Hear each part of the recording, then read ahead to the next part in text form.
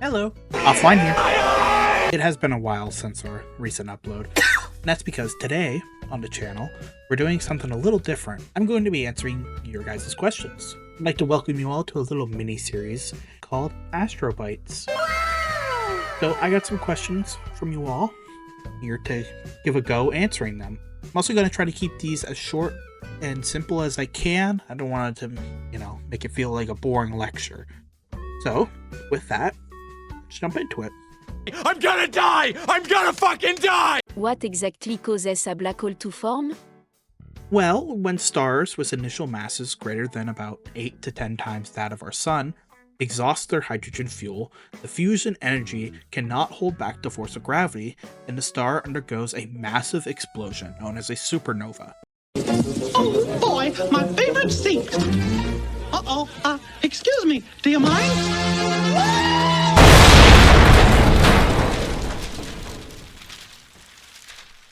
The core that remains after the explosion is extremely compact and dense due to all the mass of the star being compacted down. This forms the black hole. Stars that are less than 8 masses, typically between 1.4 and 3.2 solar masses, form what's known as a neutron star. Same process, but it's all dependent on the mass of the star. What would happen if a black hole collided with a star? Once the star is too close to a supermassive black hole, the immense gravitational pull of a black hole will generate powerful tidal forces within the star that causes the star to be squeezed and stretched. This process, known as spaghettification, will turn the star into a strand of bright plasma similar to a spaghetti noodle. Spaghetti!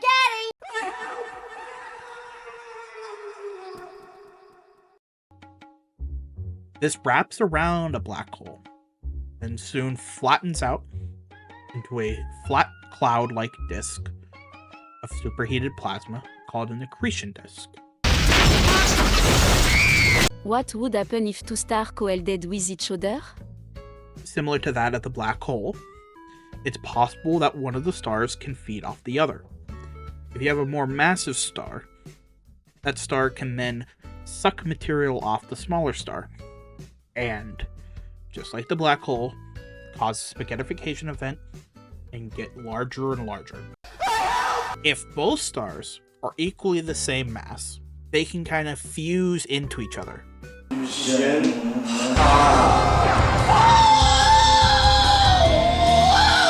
We've noticed this before in objects in the universe called globular clusters. Clusters are composed of stars that are roughly around the same age and mass of each other. And you would notice that there are these stars in these clusters that are very different. So you could have a globular cluster of, say, red dwarfs. And then there's these super hot blue colored stars. Those are what are known as blue stragglers. They are the identifying mark that two stars merge together into a brighter, hotter star. I'm gonna go higher! I'm pissing on the moon! We have already gone to the moon, and soon we're going to Mars. Other than the sun, are there any other planets that can't be explored no matter what? The gas giants, they don't really have a surface to explore. Apart from them, not really. All the planets can be explored. Some say Venus and Mercury might be impossible due to the heat, but there are ways around it. We could theoretically go to Venus as us people and live in cloud cities, its upper atmosphere, as the conditions there are relatively comfortable for us. If we go to a gas giant, we can colonize their moons, and even at that, we could go to the exoplanets, far out there in interstellar space. It would take some time, but we could do it. Hello.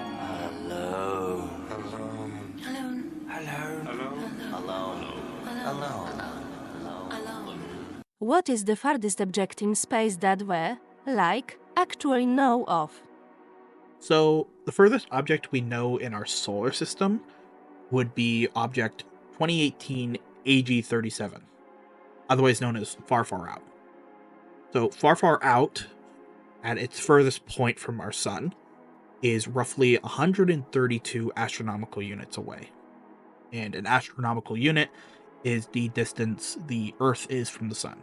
The furthest planet we've ever seen, that would go to a pair of exoplanets named Schweppes 11 and Schweppes 4.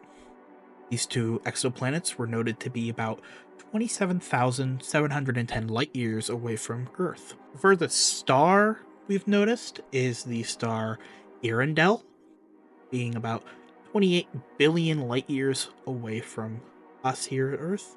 The furthest galaxy we've ever noticed, its distance is still being up for debate. We know its age. This galaxy's name is Jade's GS Z14-0, and it formed roughly 290 million years after the Big Bang. 'Cause you and me, we're like brothers, only closer. If life is sustainable on Mars hypothetically, does this mean that it used to be really similar to Earth hundreds of years ago? Mars is theorized to be similar to Earth in its past. Evidence in the Martian landscape points to the presence of liquid water in its history. Today, water does exist on Mars. Mostly exists in the ice in the polar regions. But ancient landforms, like the outflow channels of craters, indicate large amounts of water once flowed across the surface. These channels are believed to have been created by massive water reservoirs from underground aquifers. Additionally, networks of valleys appear to have been shaped by runoff from rainfall, suggesting that Mars may have experienced precipitation in its early history. This combination of surface water and precipitation implies that Mars had conditions more similar to Earth in its past, possibly making it more of a habitable environment for life. So it's entirely possible that Mars may have looked like our homeworld. Rather than a blue and green marble, though, it'd be a blue and red marble.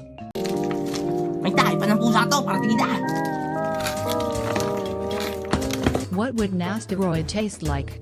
Good question. Since asteroids are primarily made of rock and metal, they would likely taste very bland, dry, and earthy, similar to dirt or clay here on Earth. That is, if you were somehow able to eat an asteroid. Look at the size of that thing. Anyhow, like that little cage is going to help you. What's the largest asteroid we've ever seen? Well, that would go to the dwarf planet Ceres, the diameter being about 1/4 that of our own moon, making it form a very spherical shape.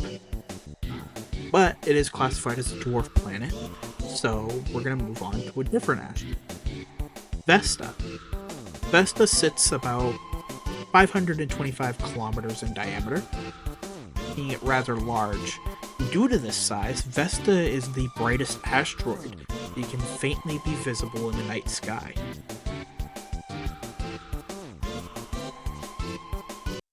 So that's all the questions. I hope you enjoyed it. And to those that asked the questions, I hope I was able to answer them sufficiently for you. If this video does well, then I might consider doing more videos like this. If you think of any questions, then drop them in the comments below. I might just answer them in the next Astrobytes. But that's all I got for today. Bye!